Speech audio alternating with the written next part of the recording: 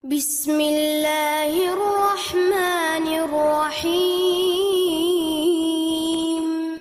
Jadi kalau sekarang kita mencoba untuk mencari poin-poin pentingnya tadi tentang pasangan, tentang akidah, tentang visi pernikahan itu menjalankan ketaatan dan menjaga keseimbangan, tentang kejujuran dan macam-macam. Tapi di sini saya menambahkan 2 poin. Yang pertama masalah seksual, yang kedua masalah ekonomi. Kenapa saya tambahkan ini? Meskipun dalam cerita Surah Al-Qadhi tidak ada, saya berpikiran karena masalah-masalah yang sekarang saya temui dalam konsultasi-konsultasi keluarga itu mayoritas kalau untuk orang-orang yang sudah mapan adalah masalah perselingkuhan. Lebih dari 50% konsultasi yang saya terima adalah masalah perselingkuhan. Kemudian kalau orang-orang yang sudah ngaji biasanya masalah ekonomi. Suaminya sibuk dengan tugas-tugas dakwah sampai kemudian tidak punya waktu untuk memapankan ekonomi. Akhirnya ekonomi jadi masalah. Jadi mayoritas yang hari ini saya tangani itu nomor 1 persoalan perselingkuhan, yang kedua masalah ekonomi. Maka saya perlu tambahkan. Nah, saya berhusnudon pada kasus Surah Al-Qadhi ini tidak disebut karena secara umum orang Arab itu libidonya lebih tinggi daripada kita, orang-orang Indonesia secara umum. Mungkin tidak perlu bahas itu karena mereka secara seksual baik-baik saja gitu. Yang kedua masalah ekonomi juga tidak dibahas dalam konteks malam pertama karena pernikahannya seorang hakim agung, qadhi. Artinya masalah ekonomi nggak perlu dibahas lah, wong sudah ngerti gitu loh. Makanya ini saya tambahkan seksual ekonomi ini bukan pada kisah Surah Al-Qadhi, nggak ada. Tapi dalam pengalaman saya, karena hari ini kalau saya buat ranking pertama masalah seksual, perselingkuhan, ranking kedua adalah masalah ekonomi, kemapanan. Nah, dalam masalah seksual ini juga perlu dibicarakan dengan pasangan, karena seorang laki-laki dan perempuan ketika menikah itu memiliki satu hak namanya hakut tamato, hak untuk menikmati tubuh pasangan. Dari ujung rambut sampai ujung kaki setelah kita ijab qabul itu sah, halal, berpahala. Inna fi budhadikum shadaqatun, sesungguhnya pada kemaluan kalian ada sedekahnya. Yang dimaksud pada kemaluan kalian ada sedekahnya itu adalah inna rajula yuthabu alal amali jinsil ladzi ya'ti ma zaujati. Seorang laki-laki akan mendapatkan pahala atas aktivitas seksual yang dilakukan bersama pasangannya. Nah, pada itu para sahabat bertanya, bagaimana bisa kami melakukan kesenangan seksual tapi malah dapat pahala? Rasul menjawab, bukankah kalau itu diletakkan di tempat yang haram, maksudnya berzina, dia mendapatkan dosa, maka dia ditempatkan di tempat yang halal, dia mendapatkan pahala. Di dalam kemaluan kamu ada sedekahnya, kata Rasulullah. Nah, untuk mendapatkan kesenangan seksual ini, namanya hakut tamato, harus ada komunikasi terbuka. Saya kalau dalam kuliah-kuliah pranikah itu saya sering sampaikan, laki-laki dan perempuan melakukan hubungan seksual itu bukan hanya untuk fungsi-fungsi reproduktif, mendapatkan keturunan dan melanjutkan perkembangbiakan jenis manusia, tapi juga ada fungsi rekreatif. Kalau melakukan hubungan seksual suami istri itu hanya untuk fungsi reproduktif, maka SOP-nya seperti ini. 1. Tunggu istri selesai dari haid. Kemudian hari ke-5 atau ke-6 setelah haid selesai bersih, itu adalah masa-masa subur. Lakukan aktivitas pada hari pilihan itu, masa-masa subur. Setelah melakukan, berhenti, tunggu 1 bulan. Kalau istri Anda haid lagi, berarti gagal. Maka SOP-nya ulangi dari awal.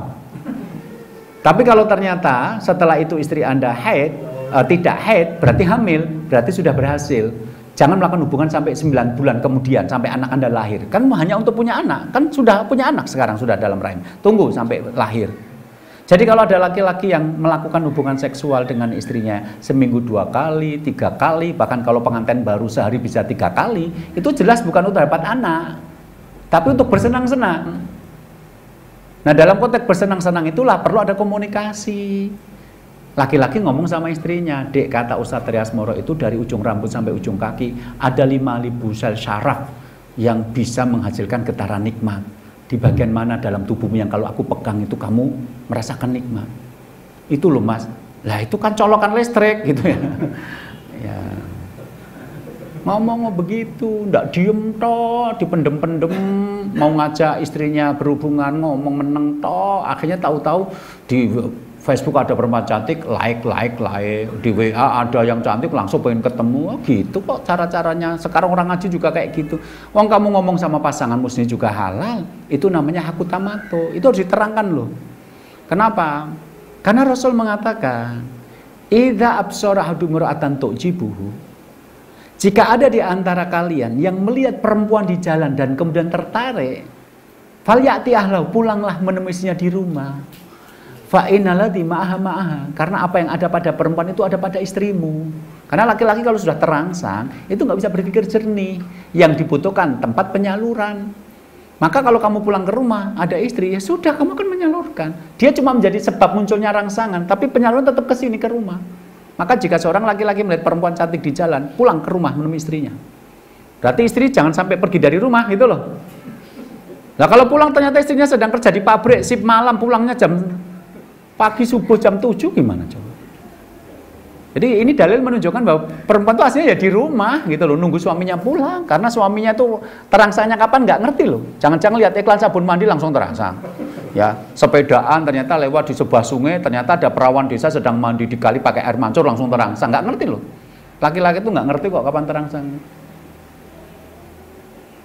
Makanya menikah dengan perempuan solehah itu bukan cuma urusan dunia, tapi juga urusan akhirat. Sebab ketika kamu menyalurkan kepada istrimu yang sah, kamu dapat pahala dan terhindar dari perbuatan perzinahan. Nah sekarang kan orang cuma legalitasnya aja punya istri, punya suami. Dia malam tidur dengan siapa kita nggak tahu.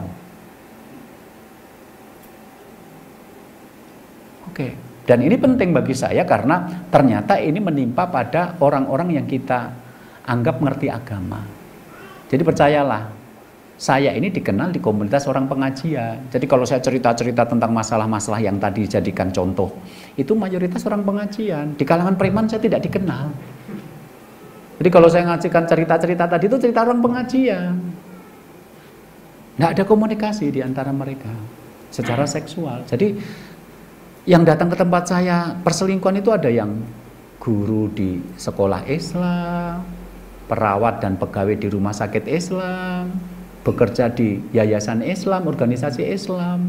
Itu jatuh-jatuhnya terjadi perselingkuhan karena permainan dengan tadi media sosial. Sebenarnya bukan media sosialnya, tetapi lebih karena komunikasi seksual dengan pasangan yang tidak terbuka. Mereka malu atau mungkin sungkan atau nggak pede sama pasangannya, tiba-tiba menyalurkan kepada pemandangan-pemandangan yang lain tadi. شكرا هديت قلبي شكرا